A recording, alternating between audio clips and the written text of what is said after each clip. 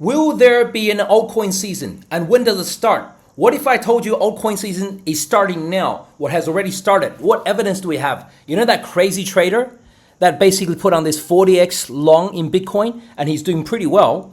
Well, guess what? He's now just put on a 25x on ETH like about an hour ago or so, right? This guy seems to have insider information. He knows something is happening to Bitcoin and something's happening to ETH. So he longed Bitcoin from like 103K and then saw Bitcoin go to 112K.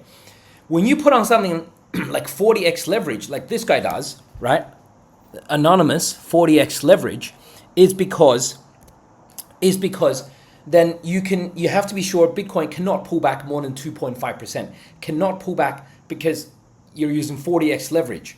If you're using 25x leverage, that's what he's using right now on an ETH, it means you have to be confident ETH cannot pull back more than 4%.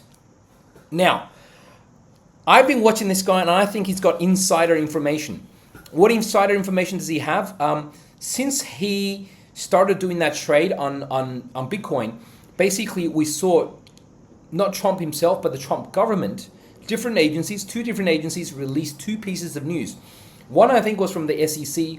One was passing of the Genius Act about the supporting of the stable coins, and one was from CFTC. Like two departments, two separate agencies from the Trump government released very positive news on crypto, and also the Genius Act was passed. Most people probably don't realize how important the Genius Act is. So today we're going to basically go through, have a look at what are the odds of a altcoin run. A altcoin run, what are the risks? We're going to look at the SP 500. Is it pulling back? And also, a number of other things. And we also got the news on Cetus, right? Cetus got the largest exchange, the DEX on Sui, S-U-I, got hacked. And it's been big news. I'll tell you guys what I'm doing with the situation and what the latest news and update is. First, let's start and kick off with have a look at the SP 500 because I think we've probably figured out by now, as Pablo has been telling you guys, that the stock market kind of tells us what is happening with crypto. Like, I don't need to explain to you guys again. Basically, this crash in stocks led to the Bitcoin drop to 74K, and they both bottom on April 7th. Is that a coincidence? And then this big bounce up to now. Here's the kicker, right? Bitcoin is here. Bitcoin's again front running this action. It's just a little bit above, right? The all-time high. The all-time high. Whereas SP 500 has started turning down, and there's good reason for it to start turning down. I'll tell you guys why that is happening, and should we be worried if there is a divergence, if they've been moving together at the same pace, in the same direction, and now one's going up, Bitcoin's going up, and the US, the SP 500 is going down a little, should we be worried? Before we do that though, first let's answer the question of which crypto exchange does Pablo He-Man use? Well, Pablo used this exchange that's non-KYC. That means you don't need to show you any ID. That means even the exchange cannot see who you are, right? So then, of course, the Americans can use it. That means the IRS can't see you, tax office can't see you, FBI, CIA, nobody can see you, total privacy. So I made this link with Bitunix, right? Deposit and receive up to $200 just by depositing trade and win up to $35,000, right? Only on the Pablo He-Man link.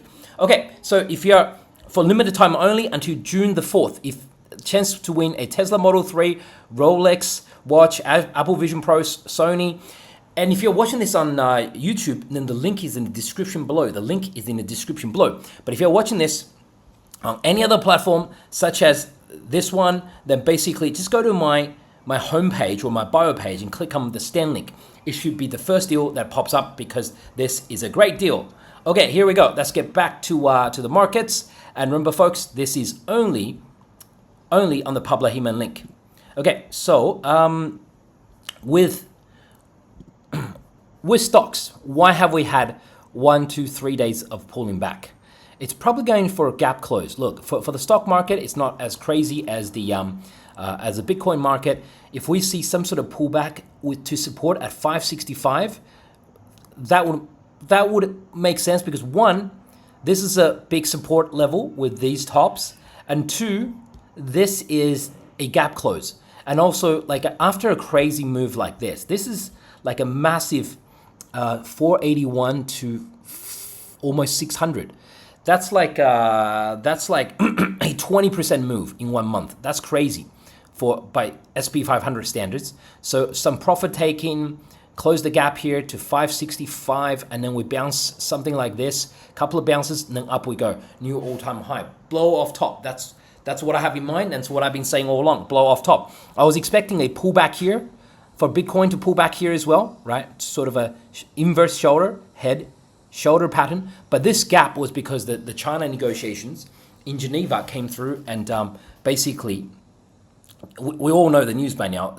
China and the US did pause their tariffs for 90 days, and everyone was cheering, so it's good news for the economy. But I get the feeling that China and the US wants to duke it out for round two. So basically, there's going to be some pressure in the markets. Before we go on, look at ETH and SUI, I want to show you guys something very important. This is the kind of stuff you're not going to get from any other crypto influencer. So ETH, he's gone 25x long ETH a couple of hours ago. So here's the thing. You never see this chart, and this is so rare, but this is the credit default swaps of Greece. Credit default swaps of Greece is this green line. It's very high. It's 56.4. This is blue line is United States. Credit default swaps of United States, very low, around 35. And then for all, for this is starting for all this year, and then boom, suddenly it jumps up from 35 points to now 55 points. Now, what does this mean? Credit default swaps are basically is a fancy word for buying insurance on bonds. If you own the US government treasury bond and you go, what if let's say if you own on Greece or a country that you don't fully trust, say, I don't know, I don't want to offend anybody, but the ones that would have very high credit default swaps rates are Turkey, Italy, Spain. Oh, Spain's doing well lately, but the PIGS nations of Europe, so Portugal as well. So it's like if you own a car and if you are afraid of a carjacking, so you pay insurance on that. And the insurance premiums are high if you're in an area that is likely to see more carjackings and car robberies. And you pay low insurance premium if you're in a very safe, very gentrified, for lack of a better word, neighborhood. So US used to be in the very safe, gentrified neighborhood. So your insurance payment premiums are very low for US government bonds. Like who would have thought US government bonds would ever default, right? Nobody. Except Pablo has been, and also Bitcoin maxis. They've been, and also gold bugs. These people, along with Pablo, have been warning you about this for a long time. So Greece is kind of like the car parked in a bad neighborhood.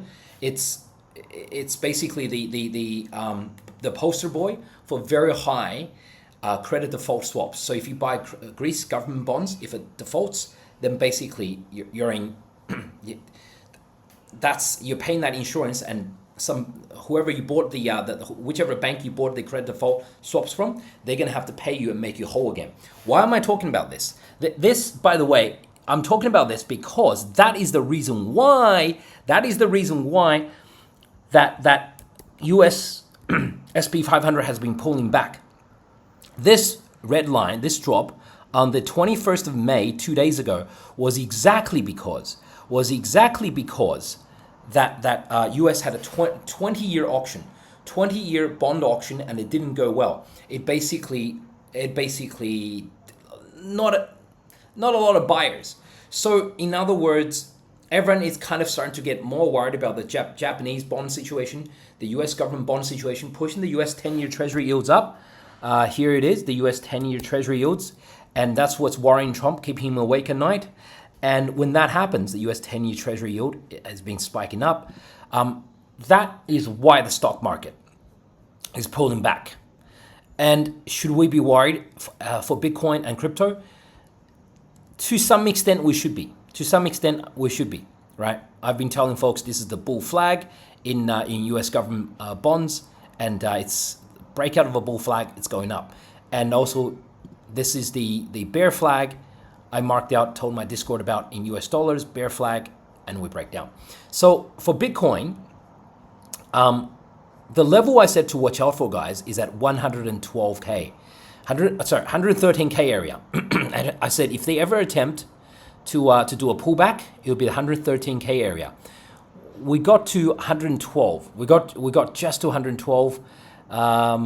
So far, the funding rates are still okay. Like, do you see a lot of reds?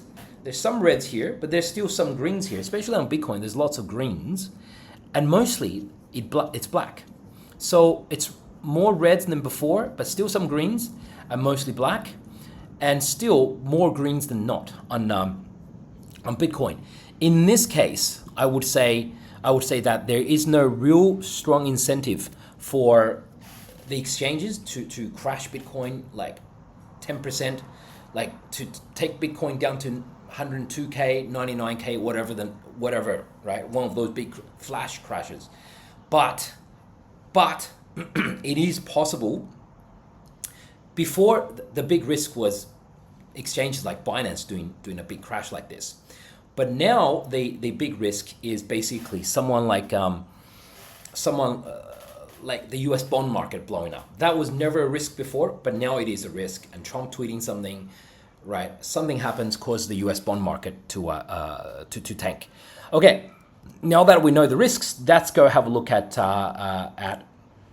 Ethereum. Ethereum is this 25x bet worth it? I think it has a good chance of working out.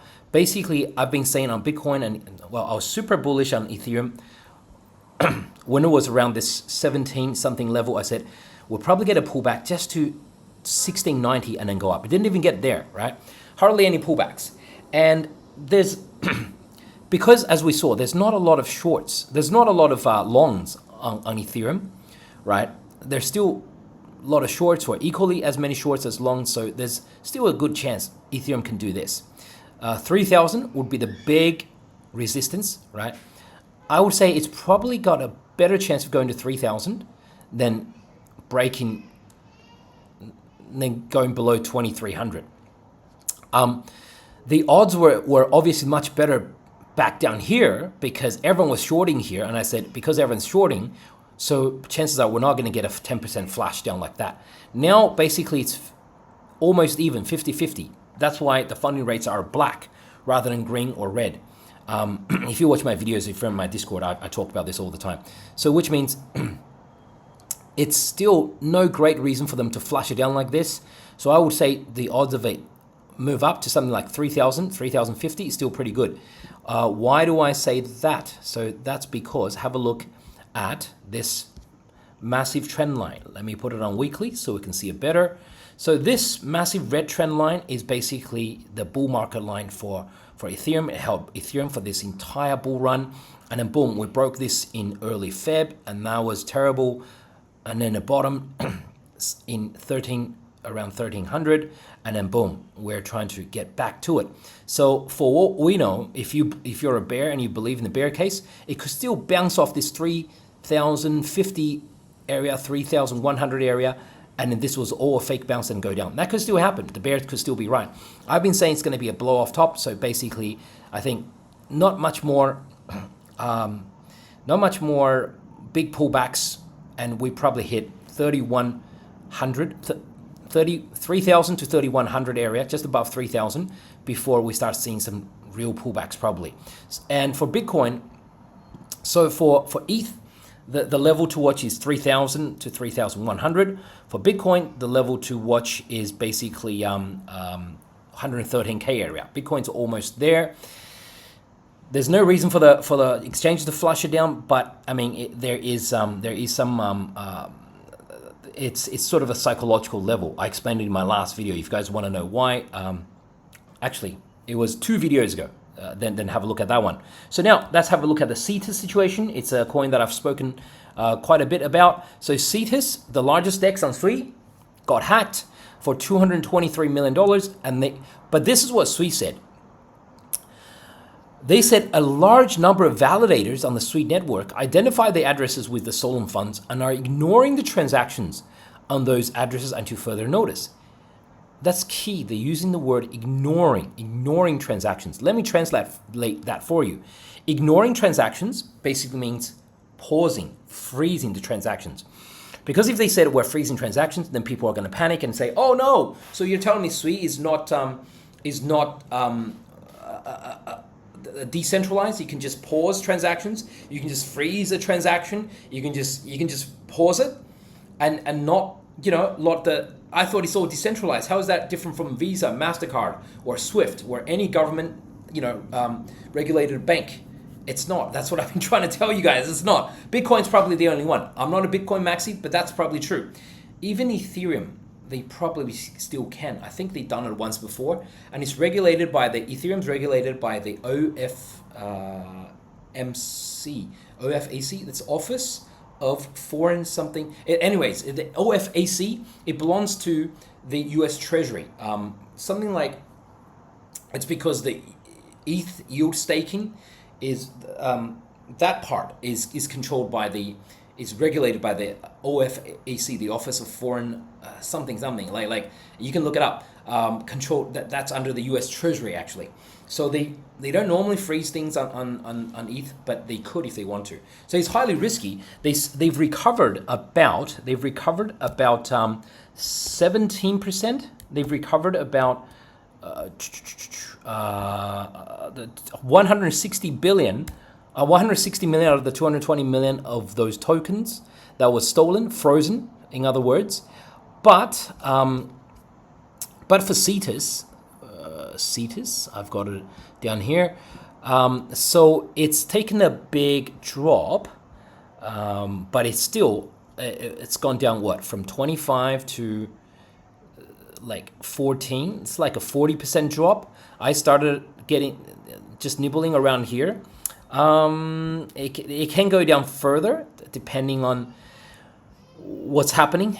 But so far they've recovered 160 million out of 220 million. That's like what, 60%? That's like 70% of the funds. So if it goes down to 14 and if it goes down lower, I might dollar cost averaging more. This is the most bullish chain out there. Sui and Cetus is their leading DEX and leading liquidity pool infrastructure. So basically, I would still like to buy it if it dips down. I've been buying a little bit of already. Of course, all of crypto, all of trading is risky. So, well, thank you for tuning in, guys. I'll catch you guys for next episode.